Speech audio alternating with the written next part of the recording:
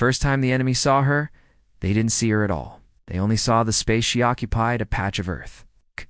A shadow under a broken wall, a small gap in the battlefield where nothing should have existed, and yet she was there. Not because she wanted to be seen, but because she needed to survive. She had vanished once already. The enemy didn't even know it. Before I tell you what happened next, tell me in the comments where you're rewatching from. I love knowing who's listening. The battlefield was a living thing, breathing, roaring. Dust rose in waves, turning the air into a thick, choking haze. The sun hung low, casting long shadows that moved like ghosts across the broken landscape. The smell of gunpowder and sweat filled every breath, and the sound of distant artillery felt like thunder trapped inside the earth. She lay flat on her stomach, body pressed into the ground, her sniper rifle cradled like a part of her. Her eyes were open, scanning, searching, listening. She wasn't just looking for targets. She was looking for patterns. Enemy patrols moved like ants in a line, methodical and blind. 12 of them. 12 waves of men who thought they were hunting a ghost. 12 groups of soldiers who believed the battlefield belonged to them. She had already taken out 2 of their scouts earlier, quiet and clean. A single shot. A soft exhale. No one knew what happened until the bodies fell. Now she was waiting. Waiting for the moment when they would realize she wasn't a story. She was real, and she was alone.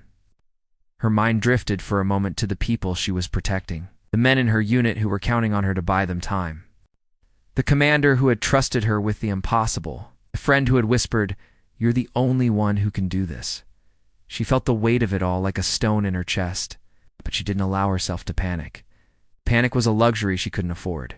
She thought about her life before the war, before the training, before the missions, before she learned that the world didn't care about her fear. She remembered her mother's hands calloused, steady, comforting. She remembered her father's voice telling her, "You don't disappear, you adapt." She adapted. She had learned to blend into the environment, to become part of the landscape, to turn herself into a shadow, and now she had to do it again. The first enemy patrol approached the ruined wall. They moved slowly, eyes searching, rifles ready. They were careful, trained, but they were not prepared for the silence that came from her. A twig snapped somewhere. She didn't move. She didn't flinch. She didn't even blink. The patrol passed. She watched them go, hearts beating in her ears. She felt her own pulse rise, then steady. She knew she had to keep moving. She couldn't stay in one place too long. The enemy would find her eventually. They would circle. They would trap her. She rolled just a few inches and shifted her position. She moved with the kind of grace that came from years of practice. Her body was tired, her muscles screaming, but her mind was sharp. The second patrol came.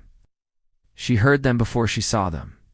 The crunch of gravel, the whisper of boots, the faint murmur of voices. They were closer this time. Her breathing slowed, her focus sharpened. She saw the leader, a man with a scar on his cheek, eyes cold. He was scanning the area like he owned it. He stopped. He looked in her direction. For a moment, she thought he saw her. Her heart leaped, but he didn't. He didn't see her at all. He only saw the broken wall and the shadow behind it. He moved on. She exhaled slowly. But the danger wasn't over. The patrols kept coming. One after another. 12 waves in total. Each time she changed position, changed her angle, changed her strategy. Each time she survived. But every time she felt the pressure building. She wasn't just hiding from them. She was being hunted. And the hunter doesn't stop until the prey is gone. By the time the 7th patrol passed, her hands were numb, her throat was dry. Her eyes burned from the dust and the strain of staring. She was beginning to feel the weight of her own invisibility. She had vanished from the enemy's view, yes, but she had also vanished from her own sense of self. She was becoming a ghost. She wondered briefly if that was what war did to people. If it turned them into shadows until they forgot what it felt like to be seen, then she remembered why she was there. She remembered the unit behind her, moving forward. She remembered the families waiting at home. She remembered the promise she had made to herself. If I survive, I will not let this war turn me into nothing.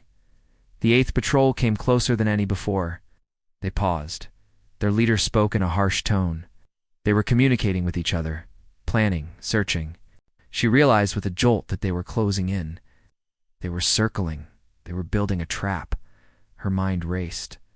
She had to act, but she couldn't act recklessly. If she fired now, she would reveal her position. The entire enemy force would focus on her. If she stayed silent, they would find her. She had to choose. She chose to wait. She waited until the patrol moved past, until their backs were turned, until the moment they were most vulnerable. Then she fired. Not once, not twice, but 3 times. 3 precise shots that struck like thunder in the quiet air. The patrol collapsed. The enemy realized what had happened. The sound of shouting erupted. The battlefield shifted. The enemy began to move faster. Their search became frantic. She vanished again. She rolled, crawled, shifted. She moved like a shadow, like smoke, like something that couldn't be held. The 12th patrol came, and she knew this was the last one. She could feel it. She could feel the exhaustion in her bones, the hunger in her stomach, the ache in her muscles. But she also felt something else, a strange, quiet confidence. She had made it this far. She could make it further. The 12th patrol was the closest yet. Their voices were loud, their movements aggressive. They were angry. They were scared. They were desperate. She watched them pass. She watched them move past her hiding place. And then, without a sound, she slipped out from the shadows and moved behind them. She wasn't chasing them. She was leaving. She was leaving the battlefield. She was leaving the war. When she finally reached the unit's safe zone, the men looked at her with disbelief. They asked her how she survived. She didn't answer immediately. She simply sat down, breathing hard, sweat mixing with dust on her skin. She looked at them, and for the first time in hours, she let herself feel seen. Then she said quietly, "I didn't vanish to escape. I vanished to protect." The men didn't cheer. They didn't clap, but their eyes changed.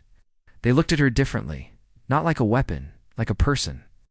A person who had survived the impossible. Sometimes the strongest people are the ones who disappear, only to return when they're needed most.